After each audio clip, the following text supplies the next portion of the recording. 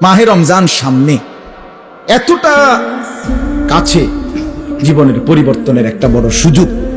জীবনটা কাজে লাগান, হায়াতটা কাজে লাগান। যুবক ভাই তোমরাও বদলাও, মুরব্বী বাবা আপনারাও বদলান। পর্দার আড়ালের মা বোনদেরকেও ফেরাবার চেষ্টা করেন। সবাই গুনাহ থেকে ফিরতে চেষ্টা করেন।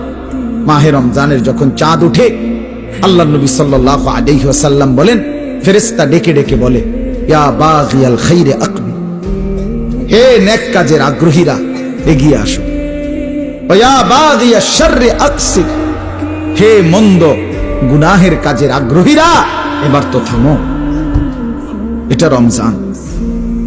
মদখোর এবার থামো, নেশাখোর এবার থামো, জুয়ারি এবার থামো, সুদখোর থামো না এবার। বেপরদা মা, এই মা অটোতে উঠো না, সিএনজিতে উঠো না, ওই বাজারে যাইও না মা, এটা রমজান। জুতা শাড়ি প্যান্ট গহনা অলংকার অন্য মাসে কিনো, এ মাসে যাইও না, এটা রমজান।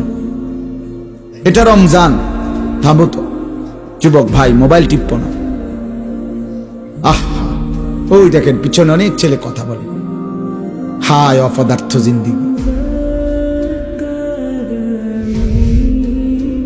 কে বলবে, কাকে বলবে, কাকে ফিরাবে, কে ফিরাবে? একজনই কি আর সম্ভব? বাবাদের কোনো হাল ছেড়ে দিছে, মারা হাল ছেড়ে দিছে, অভিভাবকরা হাল ছেড়ে দিছে, সন্তানের পতন দেখতেছে, অধপতন। চুল চেহারা, আপন ঘরে ঘুমায়া মা বাপ জীবিত, কোনদিন এক ওয়াক্ত নামাজ পড়ে না, ফজরের নামাজ পড়ে না, সারা রাত মোবাইলে উলঙ্গ ছবি দেখে। ব্যর্থ মা বাপ তাকায়া তাকায়া নিজ সন্তানের এই ধস দেখতেছে। আফসোসের ব্যাপার, আফসোসের। আপন স্বামী নিজের ব্যর্থতার কারণে নিজের স্ত্রীর বেপরদিগি দেখতেছে, কিছুই করতে পারতেছে না, মনে হয় যেন সে ব্যর্থ কাপুরুষ।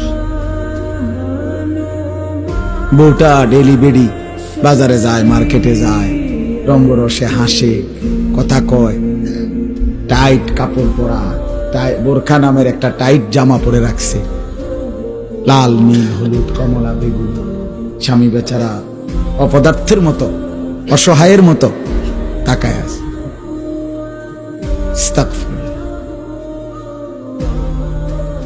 এই পর্যন্ত কোন ইমানদারের বউ বেপর্দার সুযোগ দেয় নাই, এই কারণে কোন ইমানদারের বউ যায় নাই। কাপুরুষের বউ যায়। এই পর্যন্ত যত বেড়ি বাগছে আরেক বেড়া লইয়া, আগের থেকেই অপদার্থ যে বেড়া এবড়ার বউ ভাগ্য গেছে। কথা বুঝছেন? দিন যে মানে সে ক্ষতিগ্রস্ত হয় না, ক্ষতিগ্রস্ত হয় না। এজন্য এটা ব্যর্থতার কথা। রাগ হবেন না চাচা, এটা কাপুরুষের কথা। অনকার ফোলাফানি শুনে না মানে তো আপনি সিদ্ধান্ত নিয়ে নিলেন। কেমনে সিদ্ধান্ত নিলেন? অনকার ফুতে আর কথা শুনে না কেন? সেই পুতে, যে পুতে কথাই শোনে না, আপনার চোখের সামনে আপনার ছেলে নামাজ পড়বে না, একটা সাজদা দিবে না, এত বড় নাফরমান আপনার সম্পত্তি ভোগ করবে, এত বড় নাফরমান আপনার ঘরে খাবে, ঘুমাবে, দুনিয়া ভোগ করবে, আপনি বেঁচে থাকতে এটা মেনে নেবেন কেন মিয়া? আপনার ফুত, আপনার ব্যর্থতা তাইলে এটা। আপনি জীবন চিনেন নাই, আপনি কর্তব্য চিনেন নাই। কর্তব্য তো আল্লাহ বলে দিছে, ওয়ামুর আহলাকা বিসসালাহ, তোমার স্ত্রী সন্তান পরিবারকে নামাজের আদেশ করো, ওয়াসতাবির আলাইহা, পরিবারকে নামাজের আদেশের সাথে সাথে নিজেও নামাজের উপরে মজবুত থাকো। কথা তো ছিল এই।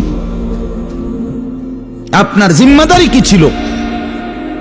আমি আমার স্পষ্ট মনে আছে, আমি আমার আব্বারে প্রায় বলি, আমি এ কথা আমার আব্বারে আমার জীবনে আমি একবার বলছিলাম, পড়ালেখার জীবনে, আব্বা আমি এই মাদ্রাসায় পড়তাম না, আমার মাদ্রাসাটা বদলাই দেব। কসম খোদা, আমার আব্বা সাথে সাথে বলছে, বেটা পরের বেলা ভাতের লোকমা আমার ঘরে দিবে না, এক লোকমা ভাত খাইবে না, সাবধান, বেরো। আমি যেখানে পড়তে দিছি এখানেই পড়তে হবে, নয়তো তোমার মতো করে কামাই করে ফরো, নইলে ঘাস কাটো, যাও। আমি কানতে কানতে চলে গেছি মাদ্রাসায়। বুঝছি বাপ, শক্ত বাপ।